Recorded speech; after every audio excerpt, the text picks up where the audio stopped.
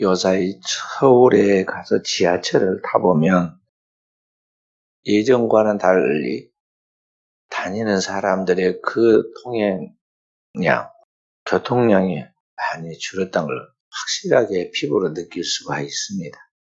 이전에는 전철 타기도 아주 줄을 서서 힘써야 하지만 타서도 그 좁은 공간에서 발 디딜 틈이 없는 거기에서 어떻게 몸을 이렇게 처신해야 하는가 상당히 신경이 쓰였는데요. 요사이는 타면은 자리가 많이 보입니다. 빈자리에 찾아가는데 별 어려움이 없습니다. 그래서 사람들이 이제 많이 다니지 않는구나 하고 알 수가 있습니다. 우리 가까운 순천만 정원에도 가보면은 차 주차하는데 신경 쓸 것 없이 아무 데나 가서 받쳐도 되고, 들어가 보면 진짜 사람이 많이 없습니다. 확연하게 느끼죠. 그렇게 사람들의 통행량이 줄어들자 대신 무슨 소리가 잘 들리냐면 머리 위로 날아다니는 새 소리가 아주 크게 잘 들립니다. 그래서 지금 방금 울고 지나가는 저 새가 무슨 새인가 하고 고개를 들어가지고 새를 유심히 쳐다보고 그렇게 하죠. 미국 테네시주의 대학교의 생태생물학 교수인 엘리자베스 테리 베리라는 분이 최근에 연구한 바에 의하면은요, 코로나로 인해서 봉쇄 조치를 내린 이후 교통량이 많이 줄어드니까 도시 소음이 많이 줄어들어서 대신 새들이 코로나 이전보다 더 30%는 부드럽게 노래를 부르더라 그랬어요. 더 싸납게 아주 자유롭게 노래를 하더라는 것이죠. 그리고 새들이 노래하는 소리가 이전보다 2배나 먼 거리에서 들리더라는 것입니다. 확실히 그것을 저도 이 순천만 정원에 가서 보니까 느낄 수 있었어요. 그래 옆에서 새들이 날고 막 소리를 내고 지나가는 것이 느꼈는데, 이전에는 새가 안 울었겠어요? 이전에는 새들이 안 날았겠냐는 거죠. 그런데 이게 너무나 피부에 와 닿습니다.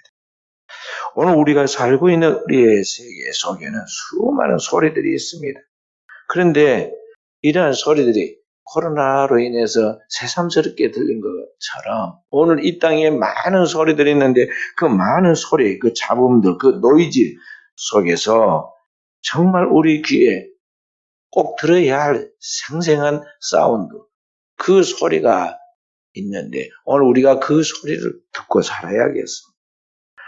오늘 이 잡음이 많은 이 세상 속에서 아름다운 새소리가 들리듯이 오늘 우리의 영혼에 들려지는 진정한 신선한 소리가 있는데 그게 뭐냐면 바로 하나님이 우리에게 들려주시는 하늘의 소리, 곧 복음이다 하는 것이죠. 오늘 복음의 말씀은 우리는 정말 그 하나님께서 우리에게 들려주신 그 말씀을 들으면서 오늘을 살아가는 깨어있는 종들이 되어야겠습니다.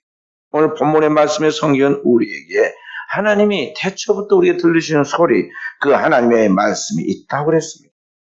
그 말씀은 단순한 그냥 녹음된 우리들이 듣고 있는 기계에서 들려주는 소리 같은 그런 소리가 아니라 살아있는 하나님과 함께 계신 그 소리인데 바로 그 소리의 주인공이 누구냐? 바로 하나님이시다.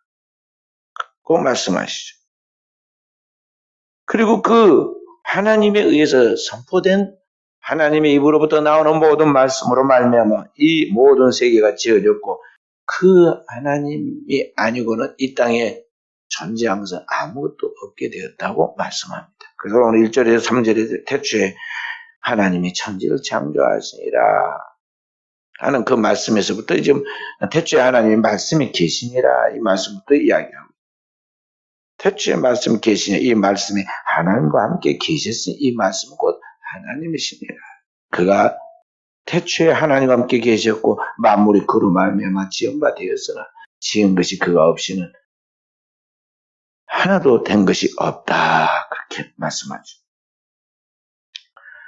과연 창세기 1장에 보면 천지 창조 이야기가 시작되면서 그렇게 말씀하시면 똑같이 여기처럼 태초에 하나님이 천지를 창조하시니라. 땅이 혼돈하고 공허하며 흑암이 깊음이 있고 하나님의 신은 숨의 눈이 운행하시니라.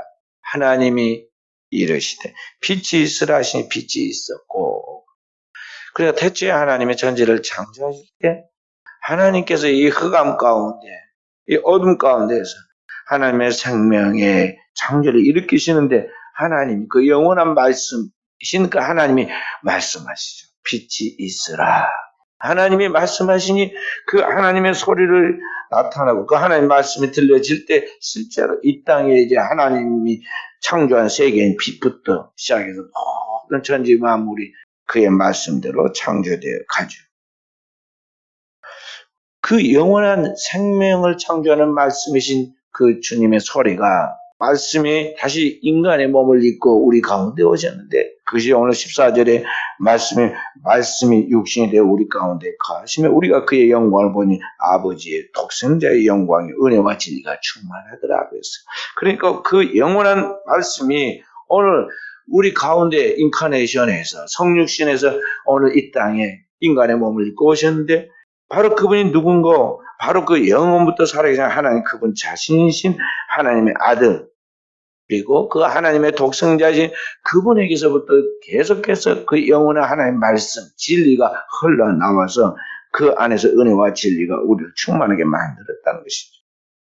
그래서 우리는 그 하늘로부터 오는 하나님의 영원한 생명의 말씀을, 그리스도 예수를 통하여 우리에게 선포된 그 하나님의 복음의 말씀을 우리가 들을 때 우리의 내면에 존재하고 있는 우리의 근원, 곧 우리의 영혼이 살아나게 되고, 우리의 영혼이 살아나게 되니까 우리의 영혼은 정신을 그리고 육체를 지배함으로 결국 우리의 육체도 우리의 모든 삶도 회복이 된다는 것이죠. 그래서 요한복음 6장 63절은 계속해서 살리는 것은 영이니 육은 무익하니라. 주님께서 내 말에 곧 영이요 생명이라고 그랬어요. 바로 그 영이요 생명, 그 영원한 주님의 말씀이 선포되고 그 말씀을 따라 살 때 모든 만물이 살아나는 것이죠. 그래서 성경 구약성의 신명기 8장 3절 말씀, 마태복음 4장 4절에 동일한 말씀이 선포되어 있는데, 그게 뭐라고 하냐면 사람이 떡으로만 사는 것이 아니고 하나님의 입으로 나오는 모든 말씀으로 살 것이라고 말씀했어요. 그렇기 때문에 오늘 우리는 이 영원한 하나님의 말씀이 우리 안에 영혼에 차고 넘치하고 그 영혼에 내 생명을 살리는 그 원재료가 되어야 하고, 그 말씀을 통해서 우리가 새롭게 변화되어야 하는데, 과연 오늘을 사는 우리가 그 말씀을 살아가고 있느냐? 오늘 우리 영혼에 과연 그 하나님의 세미한 영의 음성이 하나님의 말씀이 들려주고 있느냐? 그 영원한 하나님의 말씀이 오늘 나의 지치고 병들어 있고 흐트러져 있는 삶을 균형 있게 만들어가고 있느냐 하는 것이죠. 우리는 그 하나님의 말씀이 아닌 다른 세상으로부터 들려오는 노이즈, 그 잡음을 들으면서 그것에서 영향을 받고 살아갑니다. 코로나 사태 이후에 사람들은 이 비대면 사회를 맞이해서 이제 사람들과의 만남보다는 기계를 통해 들려오는 소리를 더 많이 듣고 살아갑니다. 그래서 이 대면을 통해서 들려오는, 기계가 들려주는 뉴스와 유튜브와 저장된 음악과 강의들을 듣고 수많은 이 기계를 통해서 들려오는 소리를 그게 진짜인 줄 알고 그것을 알아보려고 검색하고 그 소리의 결과에 따라서 우리가 행동하고 움직입니다. 교회도 어떠합니까? 교회도 비대면 예배를 드린다고 합니다. 이 열린 사회 속에서 이 교회도 그의 유행을 따라서 또 시대의 요청을 따라서 이 비대면 예배, 온라인 예배를 드린다고 하는데, 그러다 보니까 사람들이 신앙이 어떻게 됩니까? 영상 속에서 이 교회 저 교회 예배를 찾아서 설교를 찾아서 인터넷에 떠도는 디지털 노마드족이 너무나 많아졌습니다. 형식적으로 예배를 드립니다. 그리고 그래도 내가 신앙을 지키고 있다고 생각하지만 그 영이 너무 힘들고 그 영혼의 하나님의 직접적인 말씀, 성령이 그 귀에 들려주는 생명의 살아있는 말씀을 듣지 못해 기계가 녹음해 놓은 그것을 듣고 있기 때문에 그 말씀이 살아서 그 가운데 역사를 못해요. 그 마음이 있는 곳에 물질이 있는데, 그리고 온라인으로 예배를 드리니까요, 예배를 분명히 드렸다고 그랬는데 교회마다 헌금이 너무 지금 적게 들어와가지고요. 한국 교회가 너무너무 숫자적으로도 그러하지만 이제 경제적으로도 힘들어가지고 이걸 어떻게 할 것인가 이제 굉장한 지금 난관에 처하는 걸 볼 수가 있어요. 동정적으로 계좌이체를 이거 야신한 양심을 따라 이렇게 한 사람도 있지만요. 교회 안 가니까 교회 헌금 안 합니다. 안 해. 1년 동안 교회 한 번도 안 오고 1년 동안 교회 헌금 한 번도 안 합니다.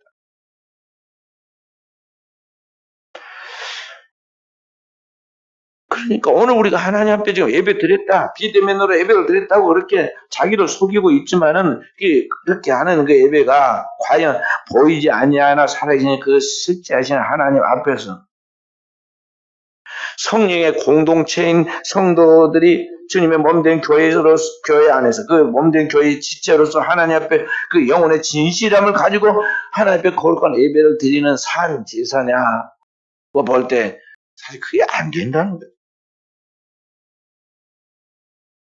우리가 문자로 막 사랑해 보내고 뭐 전화로 영상으로 뭐 그렇게 하지만은 그 진짜예요? 그렇게 하고 앞으로 100년도 안 만나고 그대로 가도 되는 거예요? 부부가 그렇게 살아도 되고 부모와 자녀 그렇게 살아도 되고 그거 아니잖아요. 그 비상수단이죠. 어쩔 수 없는 지금 근무 중이고 또는 여러 가지 환경 때문에 지금 가지 못하니까 그렇게 좀 대체하는 그런 대체 수단이지 그게 진짜는 아니잖아요. 그래서 인간의 진정한 삶이 지금 붕괴되었어요. 지금까지 우리가 당연하게 여기고 살아왔던 인간의 삶의 그 자연스러운 삶의 그런 가치, 행복, 인간이 누리는 그런 축복들을 너무나 일상적으로 생각했는데 그게 오늘 안 되고 있다 이 말이죠. 코로나19라는 코로나 팬데믹으로 인해서 하나님의 인간들에게 지금 경고를 한 것입니다. 자, 인간들이 첨단의 문명과 문화를 이제 자랑하면서 그것이 마치 너희 스스로 만들어낸 것, 스스로 이루어 놓은 것 같이 이제는 이 세상에 내가 못할 것이 없다. 이제 내 스스로 영원한 생명까지 소유할 수 있을 것 같다 하면서 교만이 하늘을 찌르고 너희의 쌓은 그 교만과 지식과 그 문화와 문명이라는 것들을 가지고 그렇게 서로 자랑하고 싸우고 수많은 일들을 한다고 하지만은 사실 그게 얼마나 하찮은 것이냐. 너희가 이루어놓은 것들이 얼마나 보잘것없는가를 보라. 그래서 하나님께서 미세먼지보다도 몇 백만 분의 1도 안 되는 그 참 미세 물질인 이 코로나바이러스 탁 하나 던져놓으니 그 말이죠. 전 세계에 있는 사람들이 한순간에 살아있지만 송장처럼 그렇게 되고 말았잖아요. 인간이란 너희는 티끌로 가서 티끌로 돌아온 존재다. 보라. 하나님이 지금 이런 것들을 우리에게 경고하고 있다는 것이죠. 그 옛날 지금부터 3,400년 전에 하나님께서 믿음의 종 아브라함의 후손들을 가나안 땅에서 잠시 이집트에 가서 피난 가서 거기에 살다 돌아오도록 하셨는데 막상 돌아오려고 하니까 이스라엘 백성들을 내보내지를 않습니다. 바로와 그 땅에 있는 백성들이 그들의 재산과 같은 노예들을 쉽게 풀어주지 않습니다. 그래서 하나님께서 내 백성을 보내다. 여호와가 누구냐? 나는 알지도 보지도 못한 여호와를 내가 듣겠느냐 하면서 그 말씀을 태어난 모세를 무시하고 바로가 이스라엘 백성들을 탄압합니다. 그때 하나님이 그 바로에게 하나씩 10가지 재앙을 내리죠. 하나씩 재앙이 떨어질 때마다 깜짝 놀라긴 했지만은요. 오늘 내가 잘못했으니 이제 이 백성들은 여호와의 말씀을 따라 돌아가라. 그렇게 오늘 말해놓고요. 내일 그 재앙이 딱 지나가고 나고 숨을 쉬고 쉴만해지니까 바로가 다시 언제 그러냐는 식으로 약속을 지키지 않죠. 그 내리는 10가지 재앙 중에 보면은요. 한 번은 모세가 밖에서 재를 탁 나무 태우고 남은 그 재 있잖아요. 재 한 주먹을 딱 들고 공기도 하고 난립니다. 그런데 그건 상징적인 거죠. 제가 애굽 전국에 퍼져나가면서 사람과 짐승에 붙어가지고 온갖 피부병과 독한 종기가 일어나가지고 짐승이 죽고 사람이 살 수 없게 되었어요. 그래서 바로가 막 너무너무 놀래가지고 이번만큼은 내가 잘못했으니까 이 재앙만대에서 떠나게 하면 이 백성들을 보내겠다고 그렇게 이야기를. 그래도 나중에 살만해지니까 또 말을 안 듣고 어느 때 끝나느냐, 그의 육신이 죽게 되니까 자기의 생명보다 더 귀한 자식이, 장자가 하나님의 침을 받아가지고 그들이 죽게 되니까 그때서야 몰려가지고 어쩔 수 없으니까 이제 이스라엘 백성들을 쫓아내서 보내죠. 그 티끌처럼 오늘날 지금 하나님께서 이 백성들에게 하나님의 살아계심과 이 땅의 인간의 하찮음은 지금은 보여주는 하나의 작은 사인이 이 코로나 바이러스 문제예요.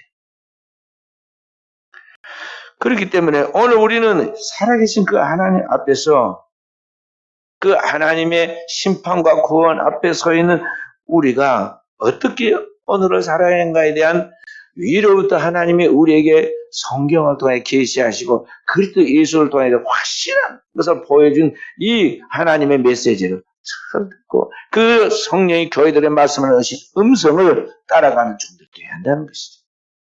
자, 구약의 모든 하나님의 말씀을 딱 뭉뚱그려가지고 하나로 만든 것이 구약의 십계명입니다.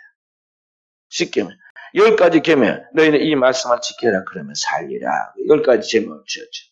근데 그것도 잘 이해지도 못하고 지키지 못하는 이 백성들을 긍휼히 여겨 주님께서 다시 그것을 다시 하나로 딱 묶어가지고 하나로 가르쳐 줍니다. 신약에서는 새 계명을 너희에게 주노니 내가 너희도 사랑한 것까지 너희도 서로 사랑하라고 주님께서 말씀하시죠.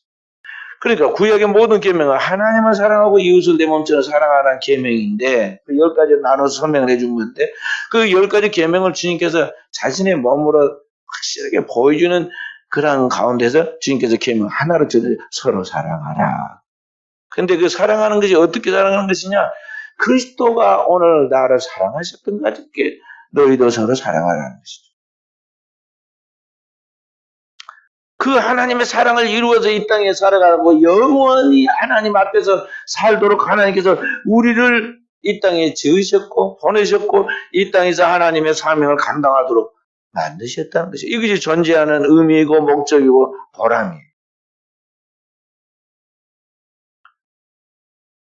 그런데 사람들은 그 말씀과 그 계명을 이해하지도 못할 뿐만 아니라 그 말씀을 따르지 않습니다.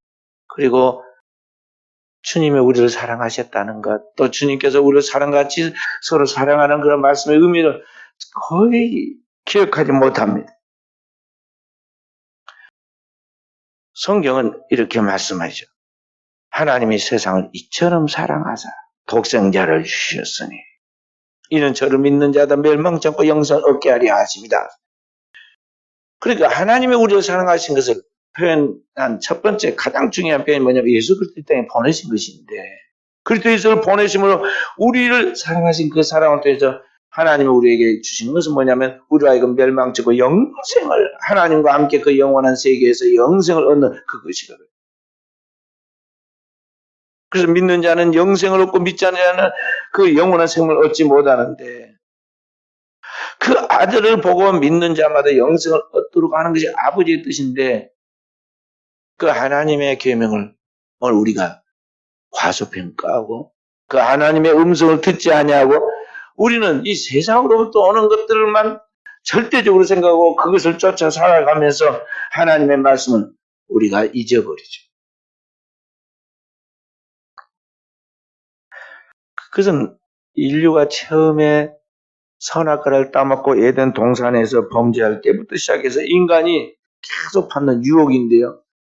인간 스스로 자기의 의로 자기가 구원을 받고 하나님처럼 되어서 이 땅에 자기의 영원한 왕국을 건설할 수 있을 것 같이 그렇게 상상하고 그런 생각을 마귀가 집어넣어주는데 그걸 딱 붙잡고 그걸 따라갑니다. 그래서 인간은 이 본능적으로 이 세상과 세상에 있는 것을 쫓아서 그 영광을 추구하면서 그 안에서 영원히 살 것 같은 잘못된 환상에 사로잡혀서 살아가는 거예요.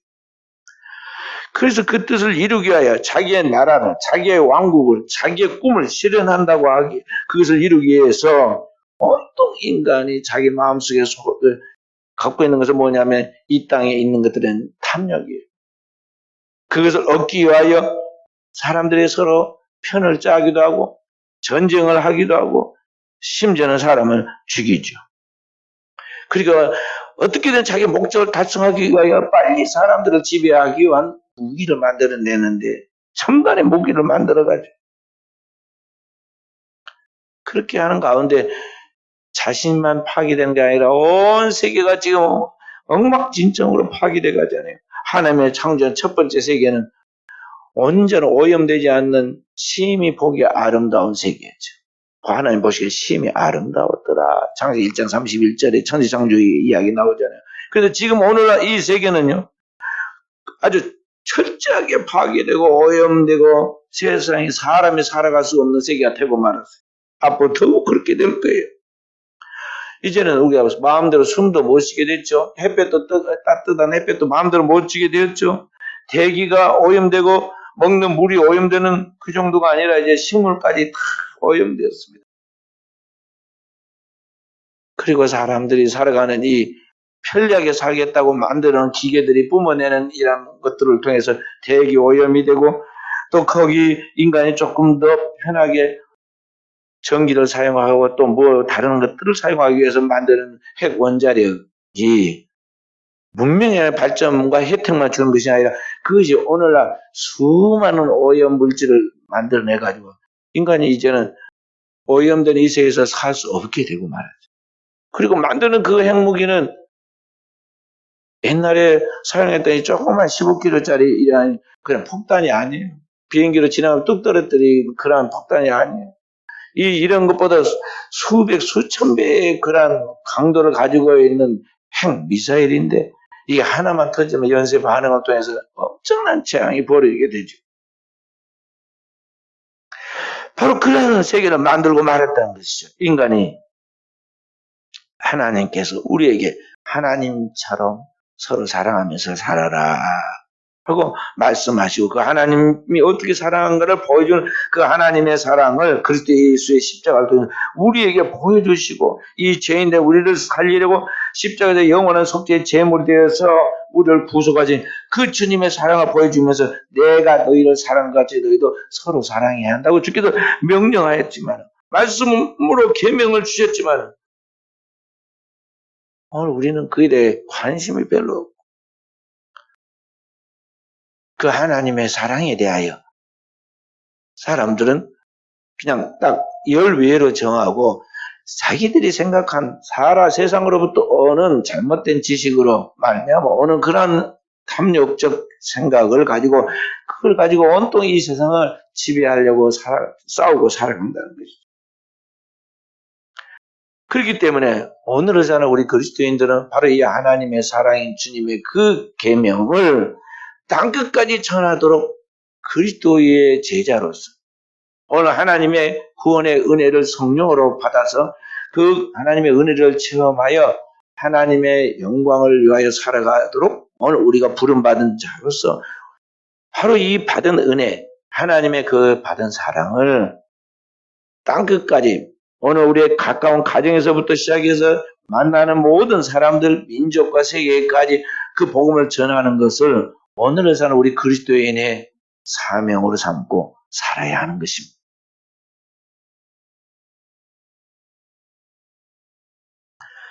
그렇기 때문에 사랑하는 성도 여러분, 한 영혼을 살리는 것을 주님이 천하보다 귀하다 그랬는데 그 한 영혼을 살리는 것에 대한 절대적인 비중과 가치를 두고 사람들은 자기의 경제적 이익과 유익을 위해서 사람들이 망가지든 병이 들든 사고가 나든 또 다른 어떤 고통에 빠지든 관계하지 않고 오직 그것만을 쫓아나가고 있는 이때 그리스도인들은 주님의 이 생명의 복음을 내가 받아서 이 생명의 복음을 통해서 내가 하나님의 구원을 받아 영원한 생명을 갖게 된 것 같이 이 땅에 있는 영혼들이 하나님을 만나고 그 생명을 소유하도록 여기에 오늘 우리의 삶을 완전히 집중해서 거기에 올인해야 한다는 거예요.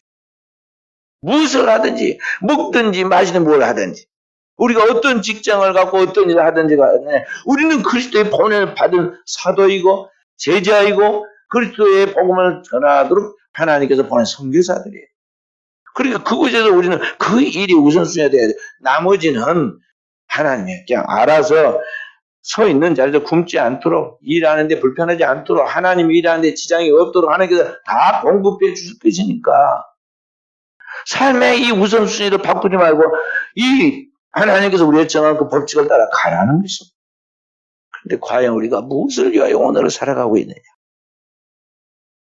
그리스도인으로서 신앙생활에 나가는데 지금 어떻게 살아가고 있느냐? 자신의 삶의 지금 스타일을 그리고 자신의 삶의 가치관을 자기의 삶에 있어서 그러한 그 정확한 자기 진단을 해보고 이 부분을 바로 잡아야 돼요. 신자가 주일마다 교회에 오고 하나님 앞에 예배하고 하나님 말씀을 들을 때 이것이 정리가 안 되면 말이죠. 우리는 다람쥐가 맨날 같은 자리 돌듯이 다람쥐 쳇바퀴 돈다고 그러잖아요.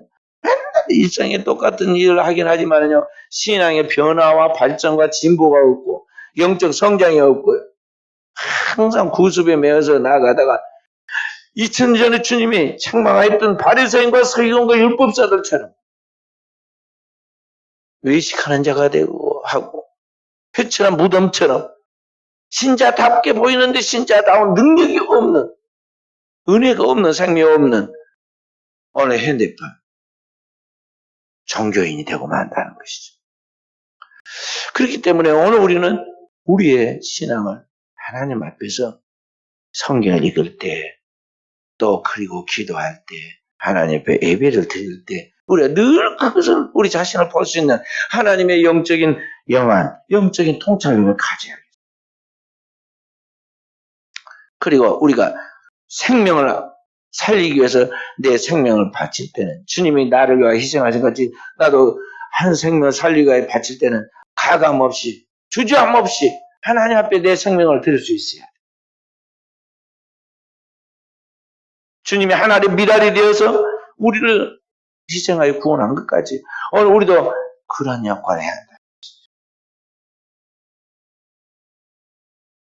1914년에 세계 최대 화학 여객선인 타이타닉호가 대서양 건널 때 그때 탄 사람 중에 미국 뉴욕 맨해튼의 메이시스 백화점이라는 가장 크고 화려한 백화점을 소유한 스트라우스라는 부부가 있었습니다. 이 부부가 결혼 41주년을 맞아서 그 세계 부호들이 다 모여가지고 세계 유명인들이 지금 아주 경쟁해서 그 배를 처음 탔는데 그 배에 같이 타서 여행을 합니다. 그런데 이제 유럽을 여행하는 미국을 돌아오는 대서양길에 들어오고 있는데 이 타이타닉호가 세계 최강이라고 그랬는데 이 조그만 이 빙하에 부딪혀가지고 근데 보이게 멀리서 보이게 조그맣지 그 밑에는 큰 빙산이 있었는데 그걸 모르고 그냥 지나가다가 좌초되어가지고 그 큰 배가 침몰하게 됐죠. 배가 침몰해서 죽어가는데도 우선순위가 있어요. 돈 많이 낸 사람이 삽니다. 배가 침몰해가는데 구명정이 그 배가 몇 개가 있는데 그 구명정을 탈 수 있는 순서가 어떻게 되냐면 1등석을 탄 사람이 구명석을 먼저 타게 되어 있어요. 그러니까 당연히 1등석을 탄 이 스트라우스 부부가 구명정을 타게 되죠. 그런데 이 스트라우스는 자기 1등석 그 자기하고 구명정 탈 수 있는 그 자리에 자기 부인만 태우고 자기는 안 탑니다. 왜냐하면 다른 약한 사람, 여자, 아이들 태우라고 자기 불렀어요. 남편이 자기만 태우고 안 타니까 부인이 깜짝 놀랐어요. 그래서 부인도 구명정에서 내려서 남편과 함께 그 배에 남겠다고 그럽니다. 그리고 자기의 입었던 외투를 자기를 위해서 수고했던 자기 데리고 다니던 그 하녀에게 딱 코트를 그 밍크 코트 비싼 코트를 딱 입혀줍니다. 자기 딸인 것 같이. 그래서 1등석 자격을 타는 그 구명조에 태워가지고, 그리고 두 부부는 그 배가 침몰할 때 함께 거기에서 이제 죽음을 맞게 되죠. 나중에 이제 그분들의 장례식을, 이제 죽었으니까 시체도 못 건졌죠. 그런데 그 장례식을 카네기 홀에서 이제 하게 되는데 2만 명의 사람들이 모여가지고 이들의 사랑과 죽음을 애도하게 돼요. 이게 그리스도인의 삶입니다. 그리스도인은 자신이 희생하여 다른 사람을 살리는 거거든요. 세상은 다른 사람을 희생하고 양보하고 죽여서 내가 사는 것이지만 그리스도인의 가치관은 세상의 가치관과 정반대거든. 그러니까 주님께서 내 이웃을 내 몸처럼 사랑하라 하는 그 말씀을 통해서 영혼을 구원하는 이것이 주님의 정신이고 진정한 이 전도하는 것인데, 오늘 우리가 과연 어떻게 살아가고 있느냐 하는 것이죠. 많은 물질과 부가 그게 있었지만 나는 너무나 재산이 많고 할 일이 많기 때문에 난 가야 한다고 간다고 그러면 누가 막을 거예요? 1등석에 자격이 있으니까 구명정도 부가 다 돌아갈 수 있지만 생명을 살리는 이 일에서는 앞장을 섰다 이 말이에요. 그렇기 때문에 오늘을 살아가는 우리 그리스도인들의 삶을 어떻게 하는가? 우리는 우리 자신을 생각해야 합니다. 우리가 살아가는 삶에 있어서 우선순위를 잘 생각해야 돼요.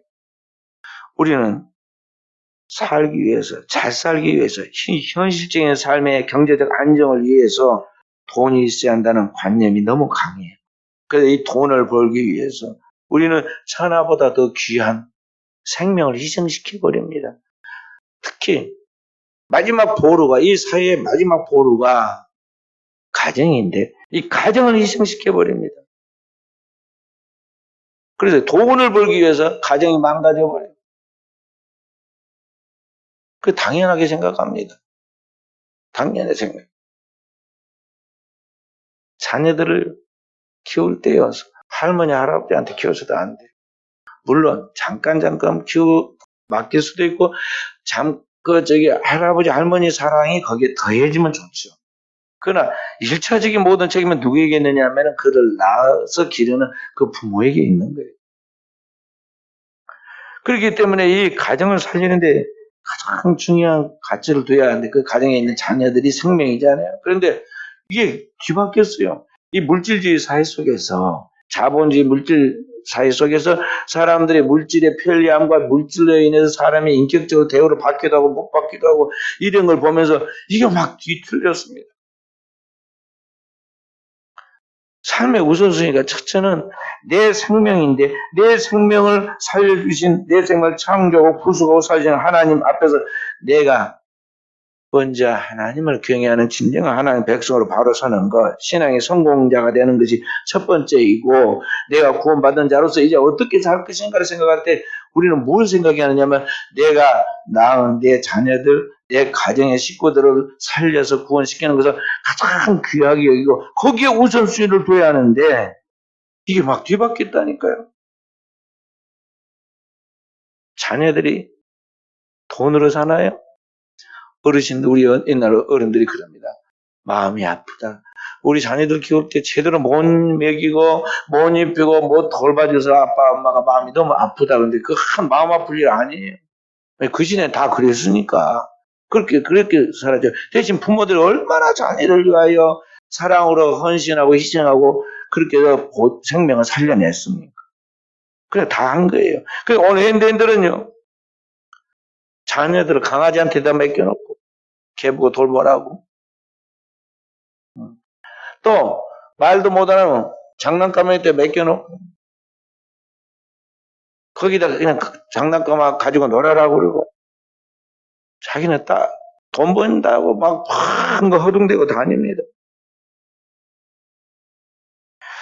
그러는 사이에 자녀들은 TV나 보고 이상한 거 프로그램이나 보고 그냥 마음대로 뒹굴고 다니다 보면서 이게 가장 중요한, 태어나가지고 이제 성인이 되고 이제 대학교 졸업할 때까지, 보통 그 정도, 직장에 들어가기 전까지, 그때 이 아이들이 습득해야 할 그런 지식과 가치관, 또 도덕과 윤리, 그리고 인간으로서 누릴 수 있는 그런 모든 사랑과 감정과 그런 모든 것들이 다 필요한데요.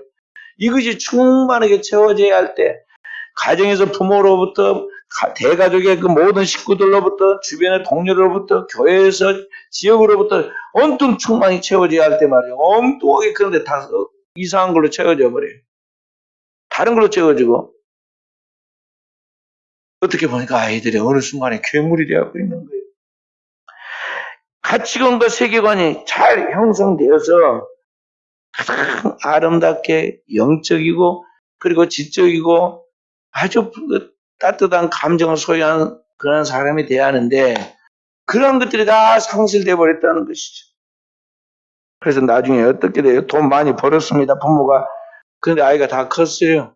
다 컸는데 지금 정신적으로, 영적으로, 감정적으로 엄청나게 병들어가지고 이상하게 사이코가 돼갖고 있고 큰 문제 덩어리가 돼갖고 있는데 어떻게 할 거예요? 그 아이를 뭐 약 사다가 바르듯이 또 먹이듯이 어디 가서 그 뭔 사랑을 하다가 먹이고 치유할 거예요? 아니면은 그 부족한 것들을 물건 사다가 여기 옷 있다, 여기 좋은 뭐 저기 내가 뭐 사다 사갖고 왔으니 가지고 사용해라 그렇게 하듯이 어디서 돈 주고 그걸 갖다가 사갖고 해결하거나 어디 가서 맡겨가지고 그게 해결되느냐 이 말이죠. 안 되는 거예요. 인간의 근본적인 이 문제가 그렇게 해서 해결되는 게 아니다는 것이죠. 생명을 통해서만 만들어지고 생명을 통해서만 구원을 받고 치유가 되는 거예요. 그런데 이 하나님께서 그의 생명을 통해서 우리를 구원해주고 그 생명을 우리에게 나눠주면서 그 생명을 가지고 가정을 살리고 만나는 사람도 살려라고 그렇게 우리에게 명령을 하였는데 그 하나님 말씀을 한 귀로 듣고 한 귀로 흘리면서 과소평가하고 내 마음대로 세상에서 들려오는 그런 소리, 세상에 그 잘못되어 있는 지식을 가지고 우리가 이 세상과 세상에 있는 것들을 우선순위로 삼고 물질을 우선순위로 삼고 이 세상에 있는 것들에 대한 것들을 쫓아서 살아가다 보니까 가장 중요한 것을 놓치고 말았다는 거예요. 그것이 이번에 이 코로나 바이러스를 통해서 사람들이 경험하는 거예요. 다 망가져가지고. 이제 사람들이 오도가도 모든 게 집안에서 있다 보니까 맨날 싸움만 합니다. 그래서 이혼이 많아졌고, 살인이 많아졌고, 자살하고 그런 사람들이 많아졌어요. 그래서 뭐라 부르냐고 코로나 블루라고 말이죠. 집단 우울증에 걸렸어요.